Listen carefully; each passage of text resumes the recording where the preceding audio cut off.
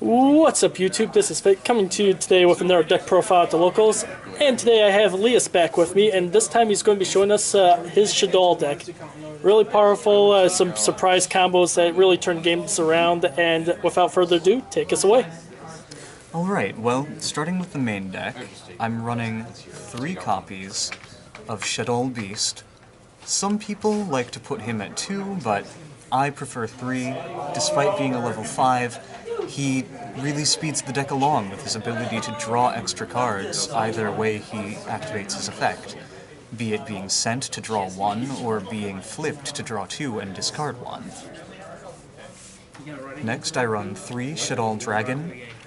Having a monster and a Mystical Space Typhoon built into one card, as well as a 1900 attacker that also adds or puts monsters back into the opponent's hand, that's pretty freaking great.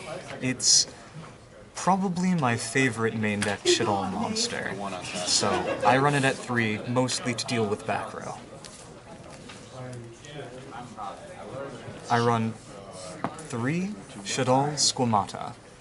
This might seem a little bit excessive, but it gives you access to any other Shadoll monster in the deck if you fuse with it, and its ability to destroy things is nice, apart from being the second strongest main deck level 4 Shadoll monster. The fact that it sends a second Shadoll monster, or card rather, from your deck to the graveyard helps in particular with this build because of the boss monster, as you'll see.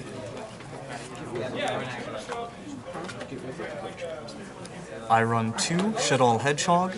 I figure since you always have access to it with Squamata or Shadoll Fusion, you won't need much more than 2, but it's unusual for me to play a searching card at less than 3.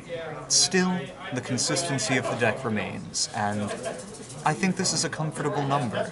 His stats aren't the best, but his ability to add Shadoll spells to your hand and add Shadoll monsters if sent is paramount. I also run 2 Shadoll Falco. His staying power and his utility as a tuner are amazing, and his ability to recreate your fusion monsters as well as set your beasts keeps the deck going strong even in the face of disadvantage. If you can set a Falco and you have a beast or a Shadoll fusion monster in your graveyard, you can probably come back if you're not getting OTK'd that turn. Summoning itself when it gets sent by fusion is also great. 2 Mathematician, it tutors everything in the deck, namely by sending Squamata and then sending something else. When it's a Mystical Space Typhoon, a Stratos, an Upstart Goblin, or really anything else that you want in one summon, there's no reason not to run it. I would honestly run 3, but I wanted room for other things. 2 Maxi, namely for Burning Abyss and Satellar Knights. This came in much more handy than I expected it to today, and I was honestly tentative about running it. But it seems to me that this is a pretty good card for the current format.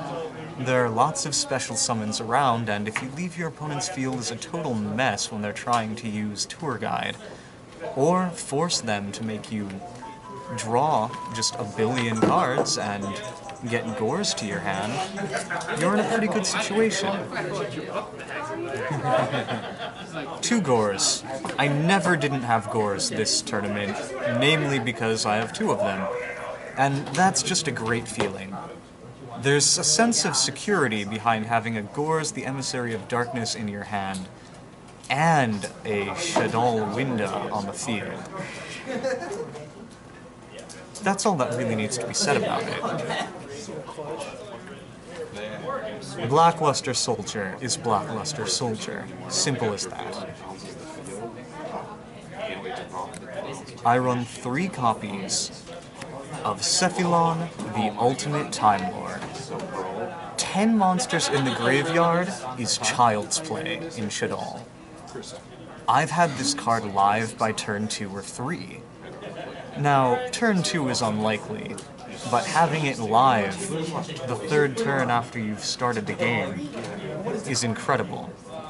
The best part about it is its ability to re-summon your dead construct as a 4,000 beater that, despite losing its effect, will still net you a Shadoll fusion after she dies. Cephalon is, I think, my favorite tech in Shadoll, and I honestly don't understand why more people don't run it.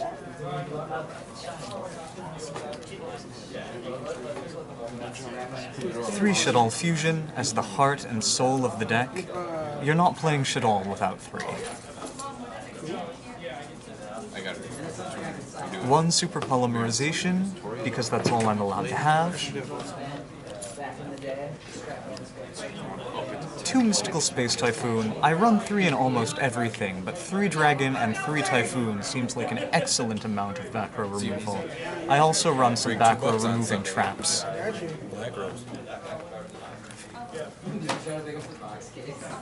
Dark deck. Shadolls all benefit from being foolishly buried, so foolish burial. If I could have 3, I would run 3. That would be a cool format. The beginning of the end. Now, you might be thinking that this card is a little bit counterintuitive to run alongside Cephalon, but honestly, if you successfully summon Cephalon, or you successfully resolve the beginning of the end, you're most likely going to win that duel. Drawing 3 cards and discarding none is incredible. 7 dark monsters into the graveyard is nothing.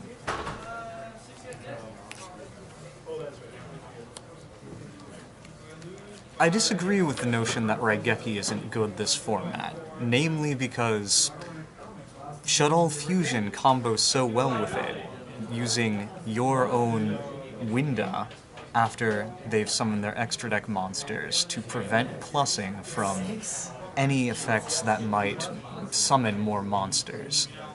In addition to that, you can simply clear the board and throw down Cephalon and, well, that's game if they don't have anything to respond to it, provided you've got a construct in the graveyard. 2 Sinister Shadow games. I would run 3 if I had 3. I simply don't. And since I just went through a move, I'm not really urgent to pick up another one. I think I got away with running 2 pretty well today. There was never a situation in which I thought to myself, if only I'd had Sinister Shadow games, I would have won. So, 2 might be adequate.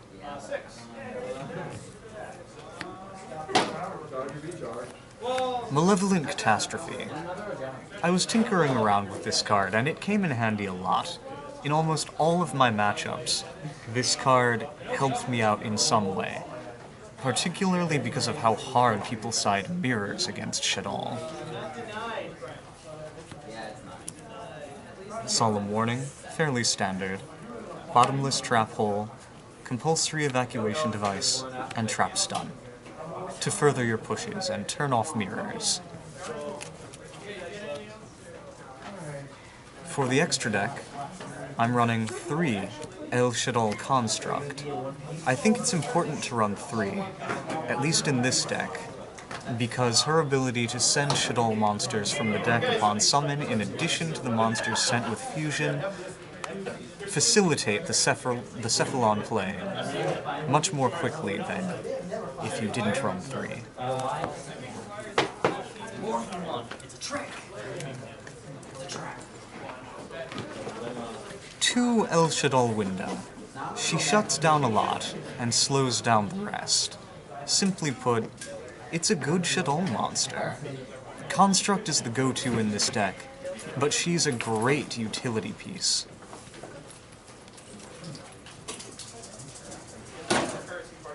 One Star Eater. I really didn't summon this card. I have the means to do it, but it didn't come out. Leo is excellent. Tuning with Construct, and Falco net you a Shadoll fusion, as well as a very strong untargetable monster. Black Rose Dragon, in any deck that can summon level 7 Synchros, is one of the best you could ever ask for.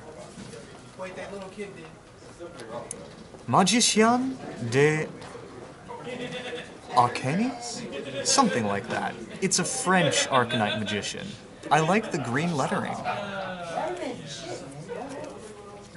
Tempest Magician. So, I decided to forego Gaga Cowboy in favor of Tempest Magician.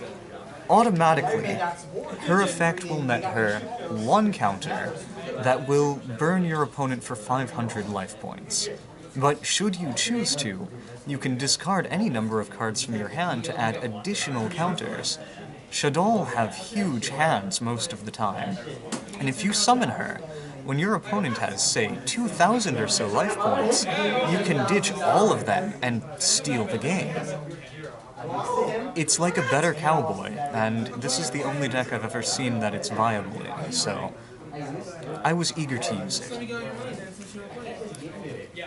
Goyo Guardian does what Goyo Guardian does.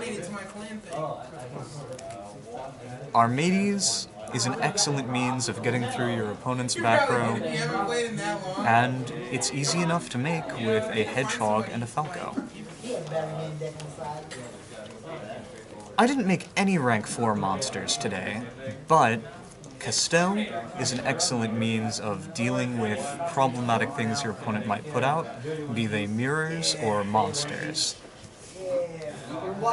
A Rhapsody in Berserk is decent against Dark Worlds and other Grave-reliant decks, and the equip effect can come into play, albeit rarely. And Aaron's Evil Swarm Exciting Knight.